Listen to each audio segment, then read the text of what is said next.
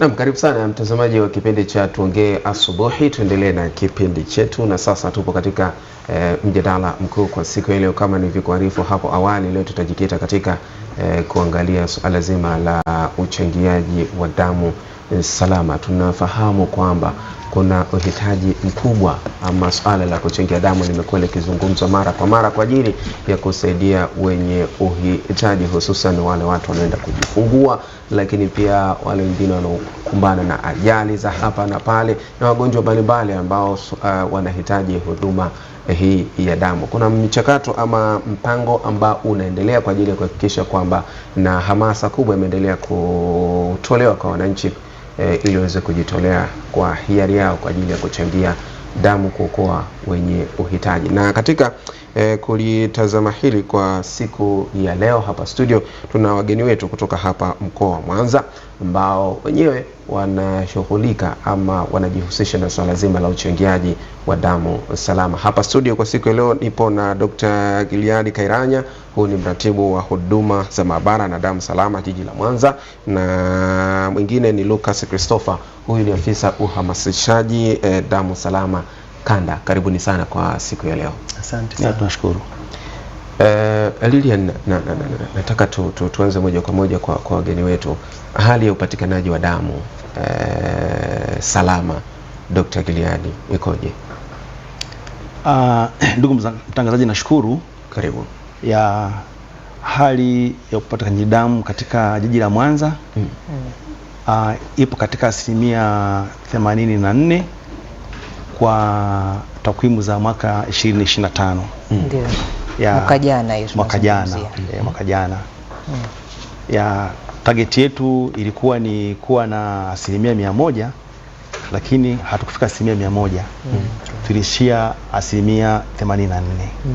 Ndio. Kwa kuna 16% nafikiri ndio zilisalia. Kuna 16% ambazo tunahitaji tuzitafute kwa pamoja ili tuweze kufikisha lengo la ukusanyaji damu. 84% inatosha? 84. Kimsingi 84% haitoshi. Okay. Kulingana na uhitaji mkubwa wa damu pamoja na mazao damu kwa wagonjwa wanaohitaji damu. Unaposema kwamba tumepata 84%, kuna 16% zimesalia, inamaanisha nini katika utoaji wa huduma? Kwamba kuna wagonjwa pengine wanakosa ama inakuwaje hapo ambao wanahitaji damu? Tunaposema 84%, kwa maana yake ni kwamba hatuhitaji mtu aweze kukosa damu kabisa. Ndiyo. Sasa katika hali kama hii utakuta mtu anapata damu kiasi, labda kama alikuwa apate chupa 3, anapata chupa 2. Kiasi kwamba anakuwa amekosa ile lengo lake halisi. Okay. Sawa. Bwana Christopher,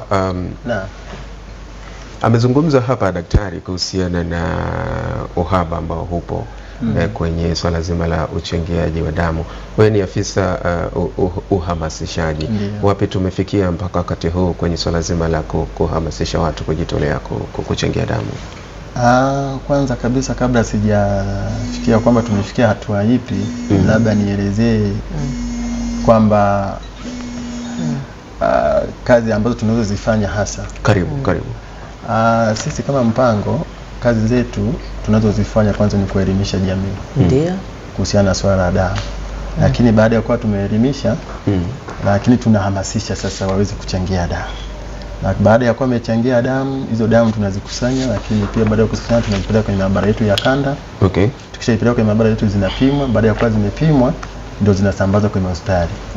Swala la hamasishaji mpaka sasa sina asilimia kubwa kwamba asilimia kadhaa kwamba sasa tumefikia asilimia hii, lakini kwa sababu sisi kazi yetu ni kuelimisha, tunaangalia wanaokuja kuchangia damu, ndio tunaanza kuona kwamba sasa tumefikia nafikiri hatua hii kama kiongozi alivyosema kwamba mpaka sasa ni asilimia ngapi?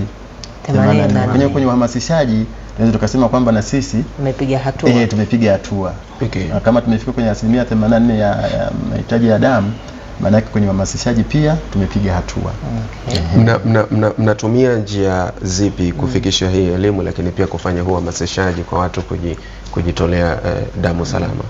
Njia tunazozitumia kwanza kuwafikia watu makundi mbalimbali. Kwa mfano tunafika kwenye makundi haya tunayosema kwamba tunafika kwenye makanisa, kwenye misikiti, kwenye mashule, kwenye vyuo na mikusanyiko ambayo ni halali. Kwa mfano tulikuwa na kongamano Jumamosi iliyopita hapo Nyasaka la wenzetu wa kanisa linaitwa Rehobothi.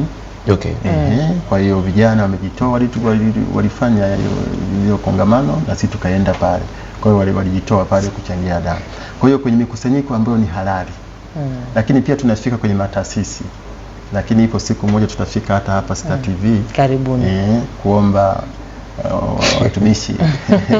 Kwa sababu tunajua muda wenu ni mchache, labda mmebanwa sana. Kwa mfano kama sasa hivi hapa. Tunaweza kusema asubuhi hii tunahitaji damu labda group O negative. Sasa wewe uko kwenye kipindi unafikaje? Group O ndio tunaona kwamba pale Star TV wako kama watu 10 hivi. Tunakuja hapa tunaweka hema letu hapo, shatoa kwenye kipindi basi tunakuhamasisha. Utaratibu mzuri. Na kuna nilitamani kujua ni nani ambaye anatakiwa kuchangia damu pengine. Nashukuru sana kwa swali lako zuri mtangazaji. Mtu yeyote anaruhusiwa kuchangia damu lakini kuna vigezo. Kigezo cha kwanza kabisa tunasema lazima mtu awe na akili timamu. Tuweze kumchukua mtu yeyote tu anapita barabarani au nini au wenzetu ambao pia wana changamoto kidogo ya ubongo alafu kumtoa damu, hapana. Kwa hiyo kitu cha kwanza lazima uwe na akili timamu, lakini kigezo kingine uwe na afya njema. Usiwe chini ya magonjwa, usiwe magonjwa sugu, kisukari, pumu au kifafa. Lakini pia tutaangalia uzito. Uzito kuanzia kilo 50 na kuendelea. Lakini pia tunaangalia una damu ya kutosha. Sio tu ya kutosha, unayo ya ziada. Tuna vifaa ambavyo pia tunapima kuangalia kama una damu ya kutosha na ya ziada. Tunaangalia pia msukumo wa damu, blood pressure. Tunaangalia mapigo ya moyo kwamba yamekaaje. Kwa hiyo baada ya hapo sasa tukishajiridhisha basi tunaona kwamba sasa lakini kuna mengine utaongea na mshauri nasaha. Mshauri nasaha kwa mfano kuna vitu fulani atakuuliza kuhusiana na tabia. Tabia unakuta mwingine kuna tabia hatarishi zingine. Unajua kwamba huyu yuko kwenye mwelekeo ambao pia hata tukiangalia hii damu yake hii haiwezi kuwa salama. Kwa mfano unakuta mtu amejichora matatu tena yale acha zile za kunanezia za kuchoma zile. Sasa tunaanza kuuliza kwa nini bwana ulifanya, tunaanza kuuliza mshauri na sasa ataanza kuuliza kwa nini ikwaje na nini. Mwingine ni ushabiki tu lakini mwingine kuna namna fulani. Kwa hiyo tunaangalia huyu kwenye kundi la uchangiaji wa damu tunaweza tukamwacha. Sawa. Hivi Dr. Gilead nataka ufafanuzi kwenye hiki ambacho amekizungumza bwana Christopher, hususan kwenye swala zima la hivi vigezo. Amegusia mtu ambaye hana akili timamu kuhusiana na kuchangia damu. Kuna uhusiano gani kati ya akili yangu mimi na kutoa damu? Inawezekana na damu ya kutosha lakini akili sina akili haijakaa sawa. Kuna uhusiano gani kati ya kuchangia damu na akili timamu? Akili na damu kuna uhusiano gani hapa katikati? Nashukuru kwa mtangazaji. Kwenye eneo la akili na damu ni neno moja la msingi sana. Ya kitendo cha kutoa damu, kuchangia damu ni kitendo cha hiari. Hiari huo unatokana na mtu ambaye tayari ana akili timamu. Kama huna akili timamu sidhani kama utakuwa na hiari. Alikadhalika kuelewa vigezo utakavyokuwa unaulizwa na mtoa huduma. Kwa hiyo inawezekana pengine baada ya kutolewa damu yule mtu akapata sasa akili timamu akasema walinishinikiza ama bwana sikujua. Ndio yale ya miaka 18 na nini na wanafunzi. Sasa tukirejea hapa sasa kuna maneno mawili kuchangia damu na damu salama. Bila shaka tunahitaji damu salama. Damu salama kwa mtazamaji ni ipi kwa manufaa ya mtazamaji wetu? Damu salama ni ipi Daktari? Tunaposema damu salama ni damu ambayo imepitia katika vigezo vyote vya kusababisha damu ya salama. Tukianza eneo la mchangiaji ndio maana tunakuwa tuna vigezo vya kuweza kupata mtu ambaye ana zile sifa. Hiyo ni kigezo cha kwanza kuweza kupata damu salama. Kama atakuwa amepita kwenye vile vigezo vyetu na akaonekana kama amefaa hicho ni kigezo cha kwanza cha kwenda kupelekea kupata damu iliyo salama. Ndio. Lakini damu iliyo salama baada ya kuwa imetoka kwa mtu ambaye amekidhi vigezo, inapita kwenye eneo jingine la kuweza kuangalia kama damu hiyo inaweza kuwa na magonjwa yanayokwenda kuambukiza. Kwa hiyo inapita kwenye utaratibu wa kupimwa magonjwa aina mbalimbali, ikiwemo ugonjwa wa homa ya ini, tunasema na hepatitis, lakini ikiwemo ugonjwa wa virusi unaosababisha ukimwi, ikiwemo ugonjwa wa kaswende. Ni magonjwa ambayo inabidi damu yetu isiwe na hayo magonjwa, kwa maana kwamba itakuwa damu iliyo salama. Sawa. Ule mchakato mzima wa mtu kuchangia damu unachukua muda gani? Asante ndugu mtangazaji, kwa sababu mchakato mzima mpaka mtu akafikia kuchangia damu, kwanza unatumia dakika chache. Baada ya kuwa tumekuelimisha pale umefika pale, basi tunakupima uzito. Kisha pima uzito, unafika sehemu nyingine ambapo tunaangalia wingi wa damu na damu ya kutosha. Baada ya kutoka hatua hiyo unaingia sasa kwa mshauri nasaha. Pale ndio kwenye maswali yako mingi yako kama 38 unauliza, je, uko na afya njema leo? Amini kwamba leo umekula chochote tangu asubuhi? Au unajisikiaje leo? Unajisikia vizuri, uko na afya njema, hakuna shida, hujameza dawa yoyote? Kwa sababu hakuna mtu ambaye mwenye hamu ya kumeza Panadol. Lakini unapomeza Panadol maana yake kwamba kuna shida sehemu, unasikia maumivu. Baada ya kutoka hapo unaingia sehemu ambapo ndio unakuta wale wataalamu wa mishipa wanakutoa ile damu.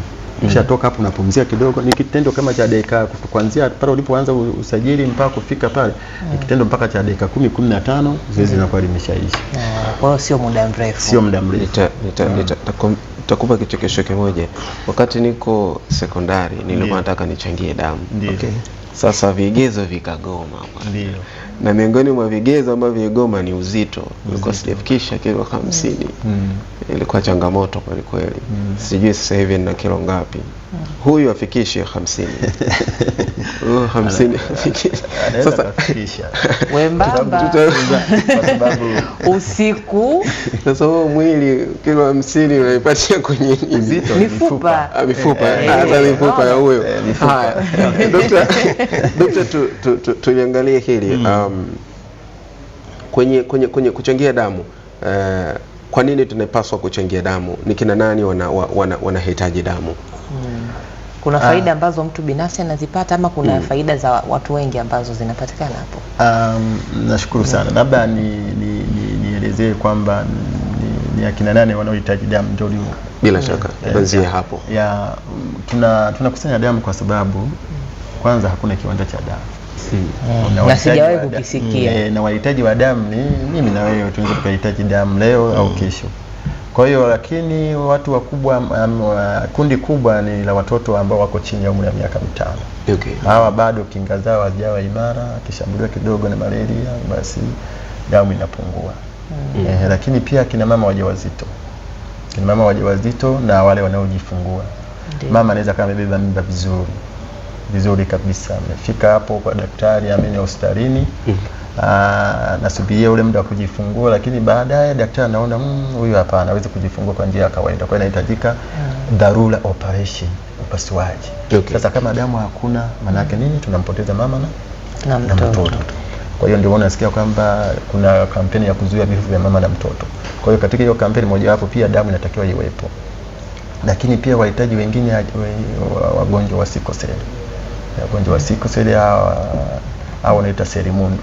Hao wamezaliwa tu katika hali hiyo. Seli zao haziko sawa na za wengine za kwetu sisi. Kwa hiyo mara nyingi wao wanakuwa wanahitaji damu mara kwa mara. Lakini kuna kundi jingine ambalo ni la ajali tunaona zinatokea kila leo, na mpaka sasa unaona ajali zinaongezeka. Sasa wale majeruhi wanapofika pale hospitalini, kama damu hamna, maana yake sasa tunawapoteza. Lakini kuna wagonjwa wengine wa kansa wanahitaji damu na wenyewe. Kwa hiyo makundi kama hayo na magonjwa mengine ambayo sijayataja wanaweza kuhitaji damu, lakini makundi makubwa ndio hayo. Na kabla hatujaondoka hapa kwenye masuala ya uchangiaji wa damu, nafikiri kwa mwaka mtu pengine ambaye anawiwa kuchangia damu anaweza akachangia mara ngapi kwa mwaka? Nashukuru sana kwa swali lako zuri ndugu mtangazaji. Kwa mwaka kwa upande wa mwanaume anaruhusiwa kuchangia. Hakuna tofauti kati ya mwanaume na mwanamke kwenye uchangiaji. Anaruhusiwa kuchangia angalau mara 4 kwa mwaka. Sio lazima lakini asizidi hapo. Okay.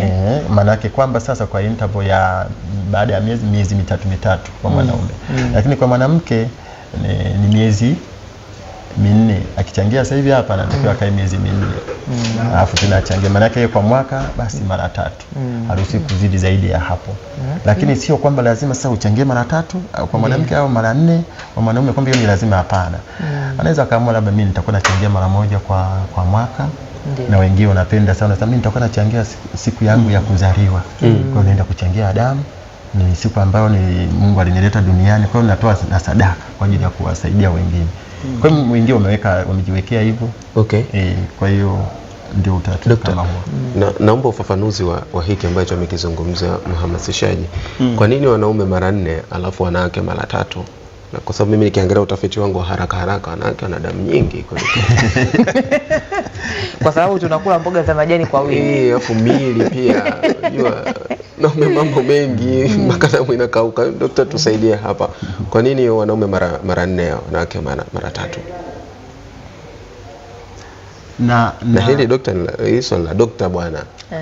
Okay. Daktari Gili. Okay, nashukuru ndugu mtangazaji. Kuchangia damu kwa mwanamke ni baada ya miezi 4. Ndio. Lakini kwa sisi wanaume ni baada ya miezi 3. Hiyo ni nature Mungu alivyotuumba. Ya kina mama wanakwenda kwenye sequence ya sequence ya siku zao. Okay. Wakaenda kwenye sequence ya siku zao. Maana yake ni kwamba ni nature inayomsababisha yeye baada ya kwenda kuchangia damu baada ya miezi 3 aende mpaka mwezi wa 4. Kwa hiyo ni swala la kisayansi ndani ya mwili wa mwanamke dhidi ya mwili wa mwanaume. Kwa maana kwamba mwanamke anapoteza damu nyingi pengine kwa muda mfupi kila mwezi. Daktari amelijibu vizuri hilo swali. Na sasa tuangalie, kuna maneno mengi mtaani kuhusiana na swala zima la uchangiaji damu. Ndio. Wengine wanadai kwamba utapochangia damu kuna madhara unaweza ukayapata na mambo kadha wa kadha. Kwa sababu daktari leo hupo hapa, hebu tuambie kuna madhara ama kuna hatari kwa kiasi gani kwa yule mtu ambaye anachangia damu? Kuna hatari yoyote ataipata? Kimsingi hakuna hatari yoyote atakayoipata. Okay. Kutoa damu ni swala la kawaida ambalo halina uhatarishi wote ule. Na halina uhatarishi kwa sababu pia ndio maana pale awali tuweze kusema kwamba tunaangalia kwamba ana afya njema katika vile vigezo. Kwa hiyo kitendo chake cha kutoa damu ni kitendo kizuri tu, kitendo cha hiari na kitendo ambacho hakina madhara baada ya kuwa amepita katika utaratibu wa upimwaji kabla ya kuanza kutoa damu. Kwa ufupi hakuna madhara yote ambayo mtu anaweza kuyapata. Kuna wakati samani lile. Kuna wakati niliwahi kushuhudia uchangiaji wa damu mahali, na kuna kero mbalimbali, naita kero.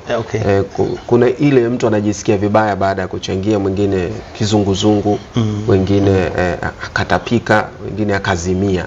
Ile huwa inasababishwa na vitu gani? Hiyo inaweza ni kidogo sana kutokea. Inaweza katokea tu labda kwa watu ambao ni kwa mara ya kwanza kutoa damu. Inaweza katokea kwamba labda akiona damu yake hivi anakuwa na phobia. Anashtuka, anakuwa na hofu fulani. Lakini kimsingi baada ya kuwa hiyo hali ameipata, kwa sababu wataalamu tunao pale ndani ya eneo letu, kwenye timu yetu kuna daktari, kuna uuguzi, kwa hiyo hali akiipata huwa tunaikava kitaalamu ili arudi katika hali yake ya kawaida. Kwa hiyo inatokea kwa mtu ambaye ni kwa mara ya kwanza. Tunaita hizo ni changamoto. Ukiachana pengine na hizo changamoto ambazo zinaweza kujitokeza, kuna changamoto nyingine ambazo huwa zinajitokeza wakati wa ukusanyaji wa damu ambazo mnakutana nazo?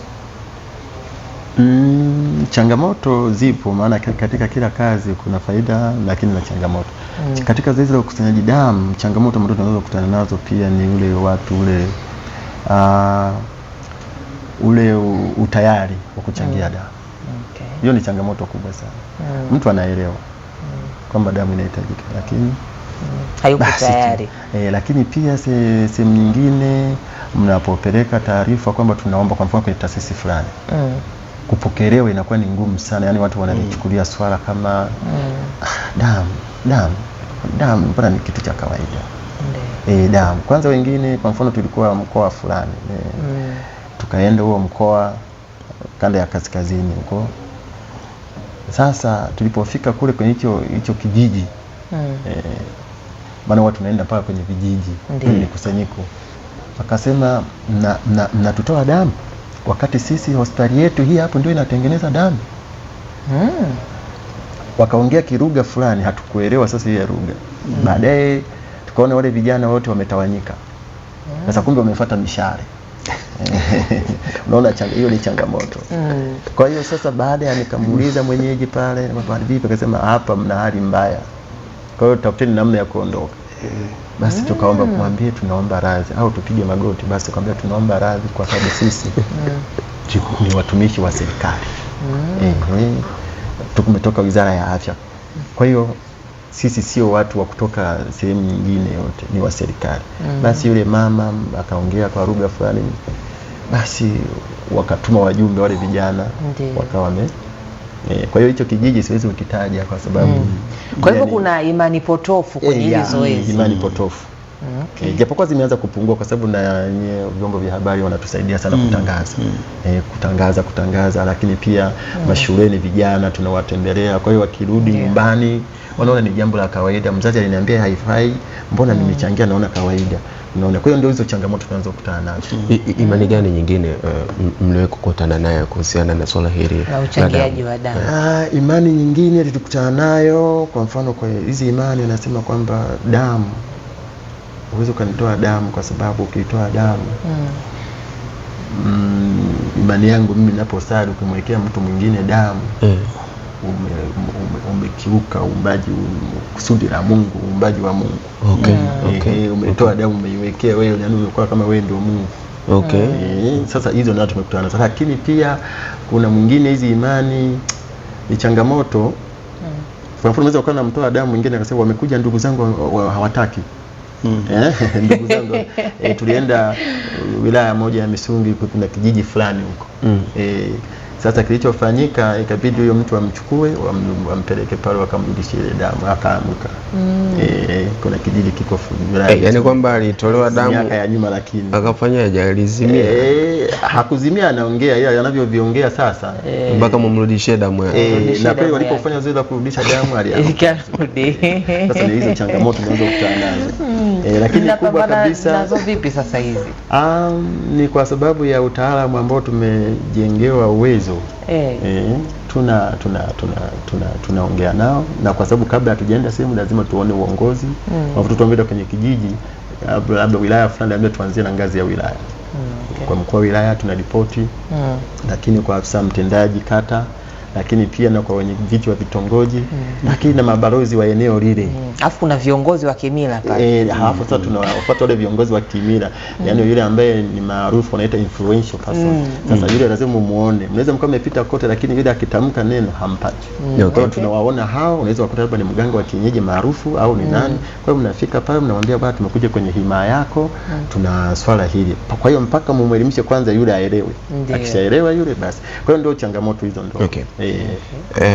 Mtazamaji, tunaendelea na mjadala wetu, na kimsingi hapa tunajadili umuhimu wa uchangiaji wa damu salama, na hapa studio mimi pamoja na Lilian tumewalika Dr. Gilead Kairanya, ni mratibu wa huduma za maabara na damu salama jiji la Mwanza, lakini pia nipo na Lucas Christopher, huyu ni afisa uhamasishaji damu salama kanda, na tunajadili swala hili, na wewe unaweza kushiriki nasi sasa kwa kutuma ujumbe mfupi maandishi kuhusiana na swala zima la uchangiaji damu kwa namba ya simu 0793051149 0793051149. Wageni wetu wapo hapa, basi na wewe kama una swali kuhusiana na uchangiaji damu, ulisikia chochote, huu ndio wakati wa kuuliza. Na Dokta, kuna hili ambalo ni napaswa kuuliza. kwenye mchakato wa uchangiaji damu, miongoni mwa vitu ambavyo huwa vipo,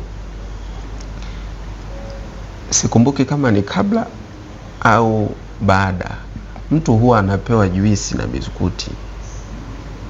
Sasa ile huwa ni kitabibu kwamba unapaswa upate chochote kitu baada ya kuchangia damu, ama ni promotion au ni hamasa? Sasa ili kuhamasisha wakati mwingine. Sasa daktari atalijibu kitaalamu hapa, alafu na utatuongezea kama unataka kabla ya daktari. Sawa, karibu. Kuhamasisha nakutana sana hilo swali. Okay. Kwa hiyo nitaelezea, lakini pia kiongozi hapa atakuja kunani na yeye atasawazisha. Watu wengi wanauliza, okay, mnatushawishi kwa soda? Hapana. Tunatoa biskuti kwa sababu biskuti ina glucose. Okay. Hasa ule ubongo unahitaji energy au nguvu ya chakula. Kwa hiyo glucose ile inaenda kuimarisha nguvu kwenye ubongo. Lakini pia tunatoa maji. Combination ya maji ni hydrogen na oxygen. Sasa ile oxygen sisi ndio tunahitaji. Okay. Pia alafu yale maji pia kwa ujumla tunahitaji, kwa sababu nimesema yana oxygen. Kwa hiyo mtu anakunywa kwanza maji ili kwamba awe na oxygen ya kutosha anapochangia damu, kwa sababu ile hofu maana yake sasa mishipa inakuwa inasema ina constrict. Sasa kwa lugha nyingine constriction inajikaza, sije tuseme hivyo. Kwa hiyo kupenya kwa ile inajisinya. Sasa kupenyeza ile oksijeni iende haraka kwenye ubongo inakuwa kidogo, maana yake carbon dioxide inakuwa nyingi. Sasa akipata carbon dioxide ikiwa nyingi, tayari huyo mtu anaanza kujisikia, anaanza kupiga miayo, oksijeni imepungua kwa sababu ya hofu, unaona hiyo. Kwa hiyo ndio tunawapa maji kwanza na kunywa. Lakini pia tunawapa soda kwa sababu au juisi kwa sababu ya ile sukari unapochangia damu. Lakini pia kuna sehemu ya sukari inatoka, kwa sababu damu hiyo inabeba sukari, pia inabeba oksijeni, inasambaza kwenye mwili. Kwa hiyo sasa unapochangia damu kuna sehemu ya oksijeni inatoka, na ndio maana tunawapa maji, soda na biskuti. Kwa hiyo sasa kuanzia leo, mtazamaji, vile sio promotion ama uhamasishaji, vyote vina kazi mwilini. Ni kitabibu. Kitabibu. Karibu. Na nashukuru, labda kwa nyongeza ya hapo ni kwamba mwili ni unafanya kazi automatically. Okay. Kwa hiyo kitendo cha kupata juisi au soda pamoja na biskuti wakati kabla ya kuongeza kutoa damu na baada ya kumaliza kutoa damu, maana yake ni kwamba kitaalamu kuna kitu kinaitwa ni kuachieve hemostasis. Mwili unakwenda kuachieve hemostasis, kurudisha ulinganifu wake kama ulivyokuwa. Okay. Kwa hiyo ni swala la kitaalamu, mwili unaachieve hemostasis, lakini pia kwa lugha nyingine nikiitafuta ni kuweka ulinganifu wa mwili kwa katika hali yake ilivyokuwa. Ni physiology ya mwili hiyo, unairudisha mara pake. Mtu ukiwa na njaa unaweza kuchangia damu kwa ujala? Ndio nasema ukiwa hujala labda ndani ya masaa kadhaa, labda mawili, unaweza kuchangia damu. Yaani hujala masaa mawili, lakini kizima masaa 4, hapo tutakwambia bwana, anza kwanza ule biskuti kwanza, unywe na soda, uanze kula kwanza. Nguvu sasa hapo ndio unaendelea. Yaani ujala kwa mfano mtu masaa 8 hajala, alafu Sawa, mtazamaji, naona unapiga sana simu. Naomba usipige simu, nitumie tu ujumbe mfupi wa maandishi na nitasoma kama ninavyoanza hapa kusoma ujumbe wa Mctrida ambaye anasema swali lake ni kwamba kuchangia damu ni kuanzia umri gani, na pia tunachangia damu mbona, kwa mfano kama mimi nikichangia damu alafu nikija hospitali damu nauziwa? Tena hili swali Mctrida ameniuliza sasa hivi, nilikuwa nataka niwaulize baadaye. Tuanzie hapa, ni umri gani, alafu tutamalizia. Kwanza tuanze kumjibu kuanzia umri gani dokta, alafu hili la akija hospitali anauziwa damu na alishachangia. Ni kweli? Kwanza ni kweli? Utatuambia mhamasishaji. Dokta, karibu kwenye umri hapo. Shukrani sana. Kimsingi umri ambao mtu anaruhusiwa kuchangia damu ni kuanzia umri wa miaka 18. Okay. Ya 18 mpaka miaka 65. Okay. Kwa katikati hapo ndio umri ulio sahihi kuchangia damu. Sawa. Mhamasishaji sasa. Mimi nimechangia, Ndiyo. lakini nikija nauziwa, Nalipia. utaratibu ukoje? Kwanza damu haiuzwi. Hiyo ndio sera ya serikali. Sera ya serikali kama ilivyo sera ya elimu bila malipo chekechea mpaka kidato cha 6. Ndio. Na upande wa damu bila malipo. Okay. Ukichangia damu maana yake kwamba wewe ukifika hospitalini utapata damu hata kama sio mchangiaji. Okay. Utapewa tu damu. Ndio. Lakini unaambiwa kwamba wewe kwa sababu sio mchangiaji, tunaomba basi utafute ndugu wa kuweza kurudishia ile damu, kwa sababu hakuna sehemu nyingine ambayo tunaweza tukaipata kwa mwanadamu. Ndio. Kwa hiyo damu haiuzwi. Sasa tunasikia na sisi kwamba damu wanasema kuna sehemu inauzwa, lakini hatujawahi kukamata. Hakuna ushahidi. Hakuna ushahidi. Lakini ukianza kufuatilia kwambia ilikuwaje? Nilipofika pale wakaniambia nitoe 7,000. Wakanipa na receipt. Kaambia 7,000 wapi? Nilitolea pale dirishani. Alafu nikaona mgonjwa wangu amewekewa dawa. Sasa ukija kuanza kufuatilia 7,000 ile ni ya kale kanani ka sindano kale. Kanaitwa cannula. Kwa lugha ya kupitishia damu. Lakini kuna kamrija kanaitwa giving set. Sasa kale lazima ukalipie. Okay. Lakini pia lile tatizo ambalo limekufanya wewe mpaka ukapungukiwa damu ni tatizo gani? Labda ilikuwa ni sickle cell, ni malaria, labda ni kansa ambao hao wenzetu wa kansa ambao unahitaji chembe sahani au platelets. Sasa lile tatizo linalipiwa. Umefika pale umepewa quinine.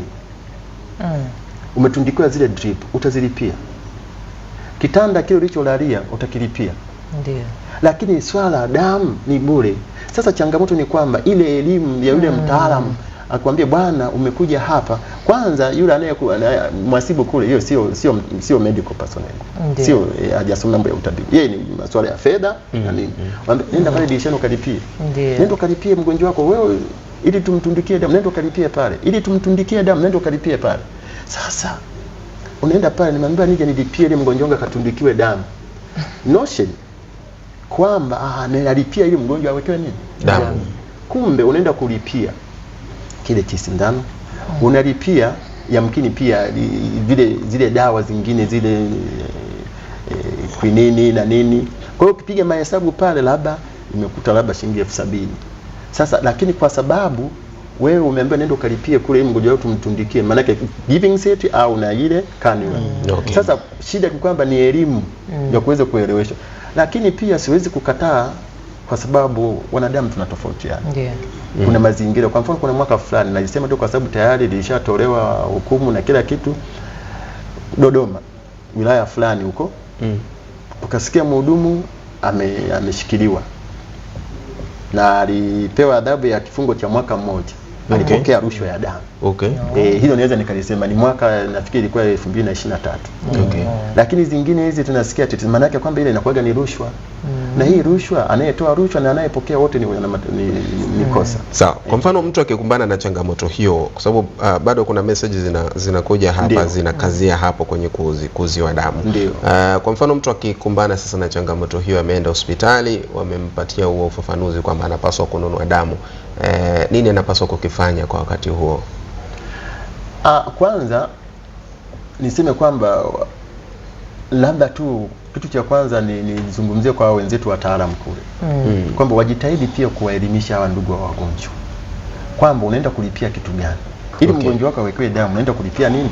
Unaenda kulipia kile kinani. Unajua mtu kwa mfano anamwambia tu nini giving set. Sasa giving set mimi ambaye sielewi hata ni kitu gani? Kwa hiyo kwa kifupi maana nitazalisha maswali. Giving set ndio nini? Nikaanza. Kwa hiyo kwa kifupi nenda kalipie kule mgonjwa wetu tumwekee damu. Sasa unaomba hawa wataalamu wenzetu wasaidie, wajaribu kuwaelimisha zaidi, watoe ufafanuzi zaidi ili kuepukana na haya. Tunakutana na changamoto hiyo. Lakini pia unapoona kwamba unakutana na changamoto hizo, sasa ni washauri kwamba Watanzania wenzetu kwamba usigombane na manesi na madaktari. Wewe mchangiaji damu, pale kuna kadi yetu, kuna kadi ile ya kadi ya uchangiaji damu, kuna namba za simu zetu. unatupigia simu, tueleze wewe uko wapi, mgonjwa wako amelazwa hospitali gani, majina, faili namba na wodi. Alafu sisi tutafanya mawasiliano pale kwenye hospitali. Maana yake sisi ndio tutapata ufafanuzi zaidi. Na nashukuru kiongozi hapa huwa anatusaidia sana katika wilaya nani hapa jiji la Mwanza. Okay, jiji Mwanza. Tukutana hivyo bwana, niko wapi? Niko Butimba, nampigia kiongozi. Okay. Kwa hiyo mara nyingi yeye huwa anatusaidia sana kwa hawa. Karibu. Nashukuru. Lakini pia kwa nyongeza ya hapo kwa mgonjwa Ndiyo. ama kwa ndugu wa mgonjwa anayepata utata wa swala kama hilo, tunazo ofisi za viongozi ndani ya hospitali. Anaweza kumwona mganga mfawidhi wa kituo, anaweza kumwona pia matron wa kituo kwa kuweza kutatuliwa shida anayohisi kupewa kama ya kuuziwa damu. Okay. Tuna viongozi ambao wanasimamia maeneo hayo. Sawa. Naomba nisome ujumbe manaka na message za watu ni nyingi. Huyu Pascala yuko Songea na anaomba kumuuliza daktari, haya, kuna faida zipi kwa mtu anayechangia damu alafu ameongezea, mbona tunachangia alafu siku tukiumwa tunahitaji damu tunakosa, tunaambiwa tulipe, hiyo ipoje? Hili la kulipa walishalizungumzia. Nadhani labda daktari ugusie kwenye swala la faida. Mimi nikichangia damu, ukiacha ile ya kusaidia kuokoa maisha kwa watu, mimi mwenyewe kiafya, kuna faida zozote ambazo zinapatikana? Nashukuru ndugu mtangazaji. Faida zipo. Ndio. Faida moja ya kwanza kabisa ni tendo la huruma. Ile humanity tunaita. Ndio. Yaani hiyo ni faida ya kwanza kabisa. Kuokoa maisha ya binadamu mwenzio. Ni faida kubwa ya kwanza kabisa.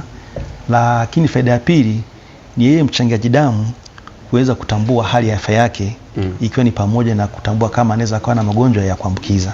Okay. Atatambua kama ana shida ya magonjwa ya kuambukiza kama kaswende, kama HIV, lakini pia kama anakuwa na shida ya hepatitis. Kwa hiyo ndio faida mojawapo, na kama atakuwa amegundulika hivyo kupitia taratibu zetu atapata matibabu bila malipo katika eneo hilo. Okay. Na mwingine anaitwa hapa anasema anaomba kujua ni kwa nini kwa sasa watu wana hofu sana kutoa damu kwa hiari tofauti na zamani. Sasa hili mhamasishaji utatusaidia kwa sababu ndio unakutana nao. Lakini ameendelea kusema, je, ni kutokana na imani iliyopo kwamba ukishatoa damu ni lazima kila mwaka utoe? Sasa hili pia ilikuwa ni kuulizeni baadaye. Sasa kwa sababu limeulizwa sasa hivi itabidi tulijibu. Na kwanza kwa nini kuna hii hofu? Utatuambia kama kweli hiyo hofu ipo kwa kipindi hiki tofauti na nyuma. Lakini pili utatujibia hili la ni lazima ukishatoa mwaka huu uwe na huo muendelezo. Kuhusiana na hofu kwamba sasa hivi kumekuwa na hofu kubwa. Ni kweli kwanza kuna sasa hivi kuna hofu kubwa tofauti na zamani. Watu wanaogopa. Niseme tu kwamba sijafanya utafiti nikajua kwamba ni asilimia ngapi sasa umefikia, lakini tunaona sasa hivi hapa kwa mfano tukienda mashuleni tunapokelewa vizuri kwenye vyuo na mpaka sisi tunaenda mpaka kwenye makanisa, kwenye misikiti. Watu wanajitoa. Okay. Tuseme tu kwamba hofu labda ni mtu mmoja wachache. Lakini kusema kwamba sasa hivi kuna kwamba labda hofu labda kwamba jamii sasa hivi na hofu kubwa. Au anaogopa kupima. Inawezekana mtu anaogopa kwenda kupima sasa hivi. Sasa hivi watu hawaogopi kupima. Sio damu kupima. Ishi watu hawaogopi kupima. Sasa hivi hapa sasa hivi watu wanajina nini? Jamani vipi hapo mnapima HIV nije? Yaani kwa mfano tukifanyia pale Furahisha uwanjani pale. Jamani vipi mnapima na maambukizi? Okay. Kwa ndio maana tukiona wenzetu labda watakuwa na upimaji wa magonjwa sijui nani, na sisi sasa Dar es Salaam tunahamia pale. Mtu anatoka pale, bwana ngoja kwanza nikacheki nini wanaita ngoma. Ngoja nikacheki kwanza ngoma alafu nikija nikiona mambo safi na kuja. Kwa hiyo hiyo hofu anayoisema sijajua kwa sababu tujafanya utafiti wa kisayansi wa kitaalamu kujua kwamba sasa iko katika hatua ipi. Na hili la kusema kwamba ukichangia damu lazima kila mwaka uchangie damu likoje? Hapana. Kwamba ukichangia sasa lazima kulazimu kila mwaka uchangie damu, hapana.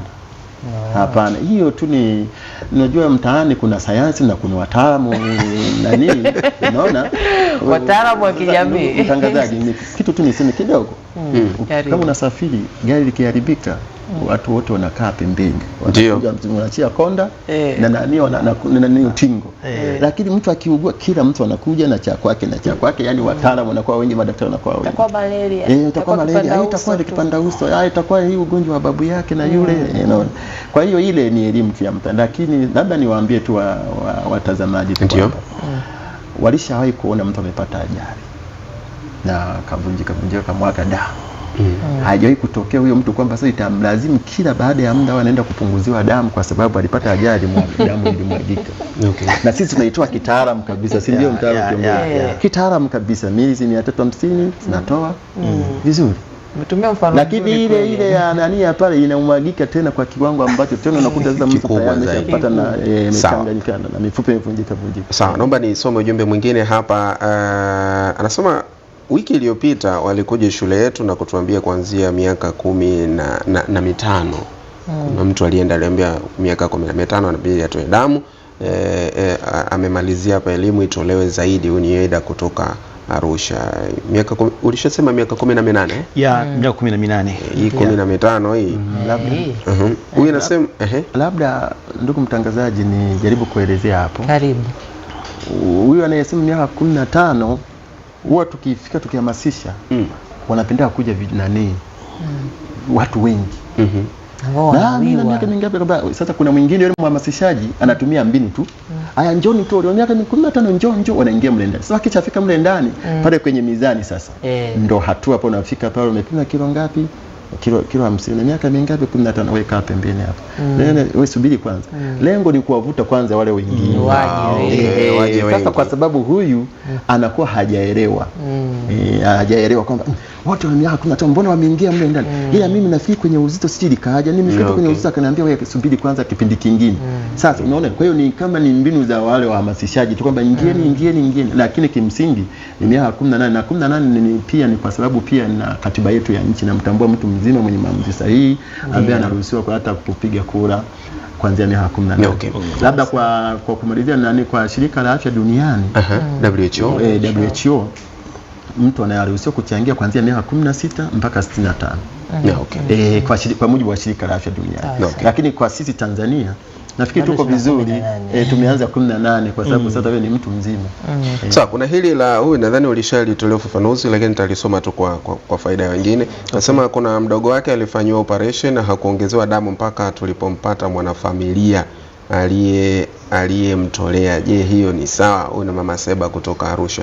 Kuna cha kuongezea hapo? Labda niseme kwamba kwa mfano kwanza damu ukichangia leo hiyo damu inakaa siku 35. Baada ya hapo tunasema kwamba ina expire.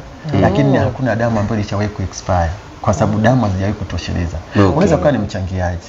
Sasa umefika pale ukakuta damu hakuna au lile kundi lako lile halipo. Sasa tunaona ili kunusuru maisha ya huyu. Na wewe ni mwanachama.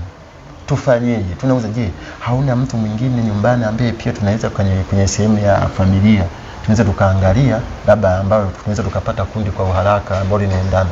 Unaweza kusema sawa, yupo kaka yake au yuko baba yake au yuko unaona. Kwa hiyo tumwambie basi tunaomba aje kwa ajili ya kunusuru nini. Na saa nyingine kwa unaweza kukuta damu haipo. Pamoja na kwamba ni mwanachama ukafika damu haipo. Tunafanyaje? Ndio hapo sasa. Tunamtafuta labda tutaingia tunapigia watu simu, bwana karibu bwana uje uokoe maisha ya mtu. Naenda tasubiri kwanza namalizia kazi hapa ni muombe bosi wangu kibali.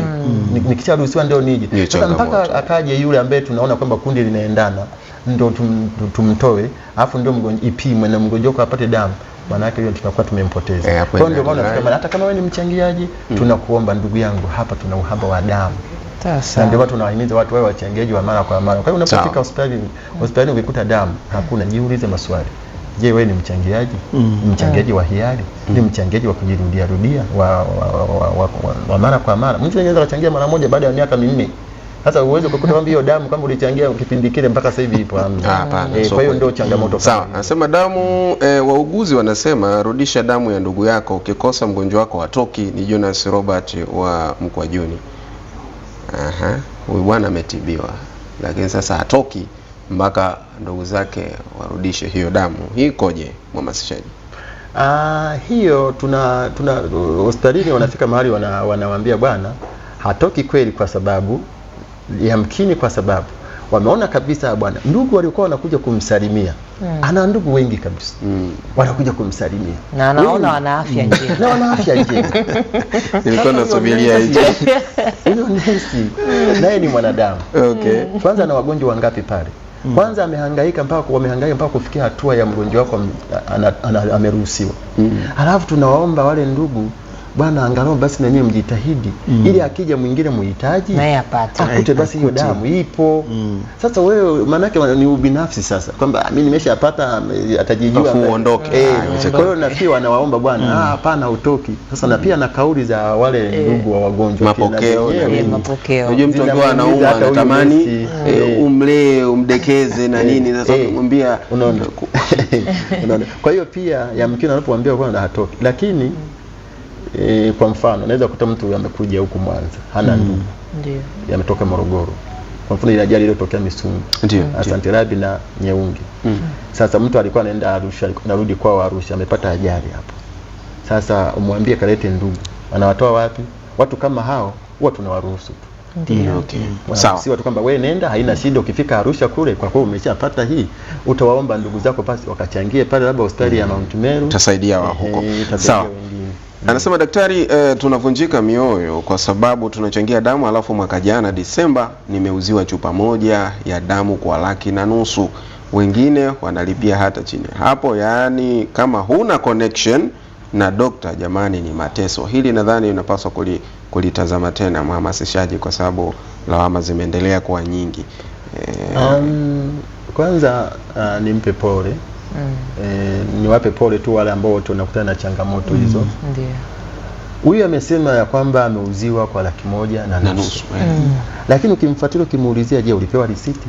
Kwa sababu ile risiti ndio itatuelezea zile zilizo kwamba mchanganuo.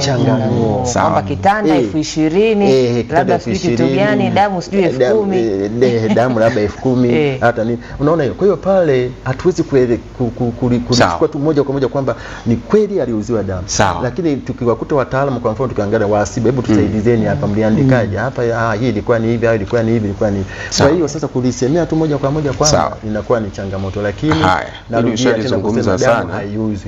Au ya mwisho ni kwamba kuna wengine wanafika wanasema hivi, sasa waambia bwana, damu inahitajika, kalete ndugu. Wewe mwanachama una kadi? Mimi sijawahi kuchangia.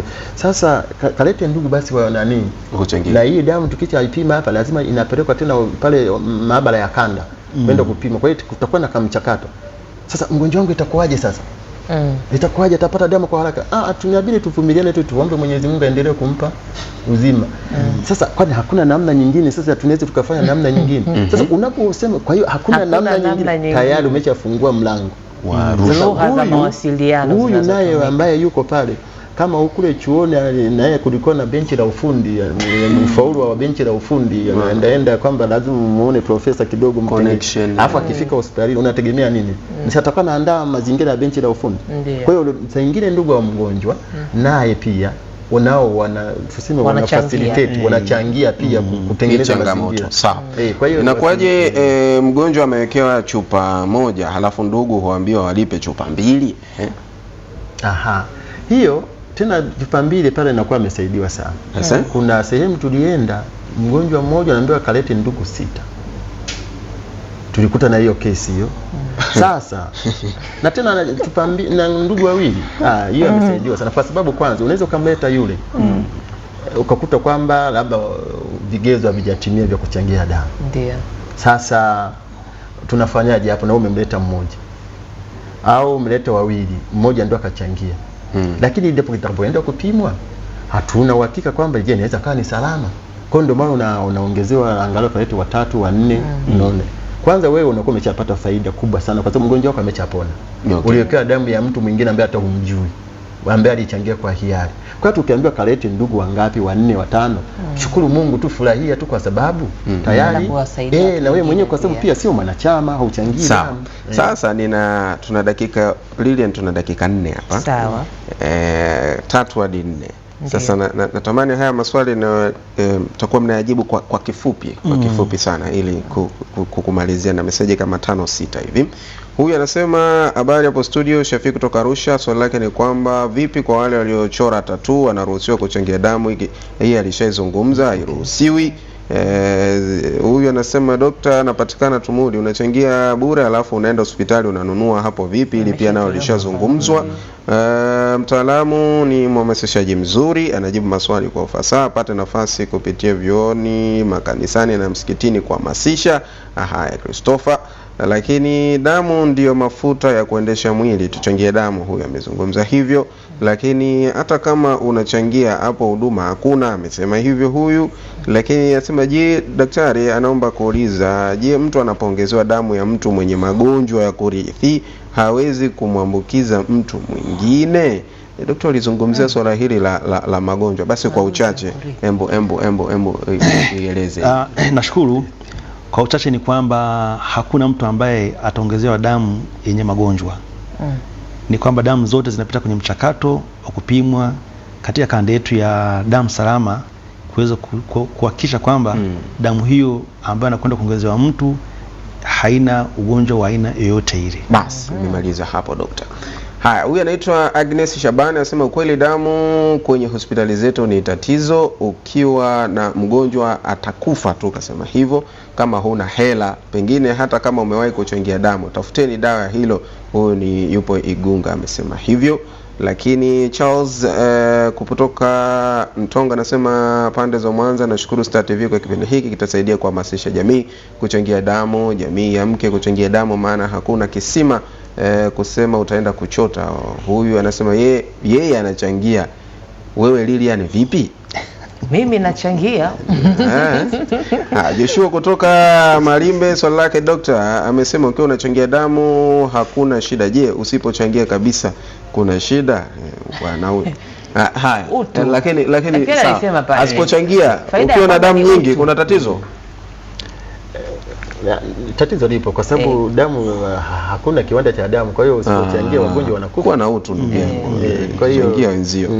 Haya, habari za damu haiuzwi, ila damu kwa watu kutoa ni changamoto. Nimempoteza mdogo wangu, hakupata huduma kisa kuwapata wachangiaji, ilikuwa ngumu, wakamwacha akafariki. Sasa tufanyeje ikiwa huna watu wa kutoa damu? Ni sawa mgonjwa kuachwa watu aachwe afariki? Huyu ni Mama Doto Arusha, mgonjwa wake amefariki bwana kwa sababu kupata damu. Sasa ule ni umuhimu wa kuchangia damu, unakuja pole sana.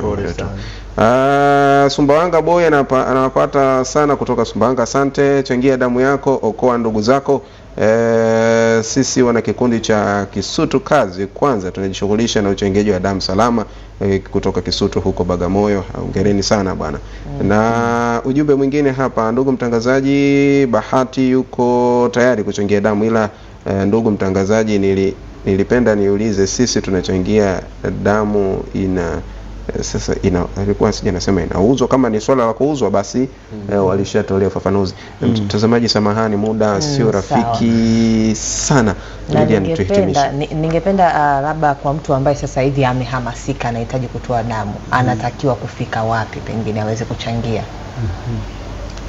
Nashukuru mtangazaji, kwa yeyote yule aliyehamasika na kama akiwa tayari kuchangia damu, ndani jiji letu la Mwanza tunao vituo vingi.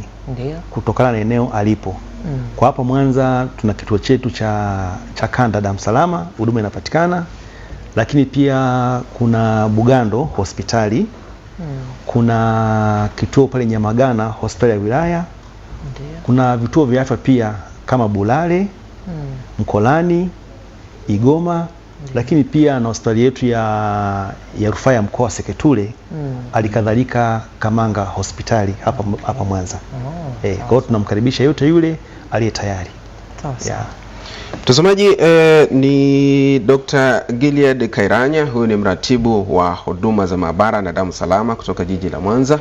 lakini pia alikuwa na Lucas Christopher. Huyu ni mhamasishaji afisa uhamasishaji damu salama kanda. Kwa pamoja nasema asanteni sana kwa kuja katika kipindi cha asubuhi. Mtazamaji, kwa niaba ya mwenzangu Lilian Ruguga, kimsingi hapa tulikuwa tukijadili umuhimu wa uchangiaji damu salama na umeona maelezo yaliyotolewa hapo. Asante sana wewe mtazamaji ambaye umetenga muda wako kututazama kuanzia mwanzo mpaka hapa. Tunaenda kusema kwa heri kwa niaba wale wote ambao wamehusika, Elisha Ndalo, Lilian Ruguga kama nilivyomtaja hapo. Jina langu ni Al-Habib Abdallah Uthman Feruzi. Endelea kuchangia damu kwa ajili ya kuokoa maisha ya wenye uhitaji. Kwa heri.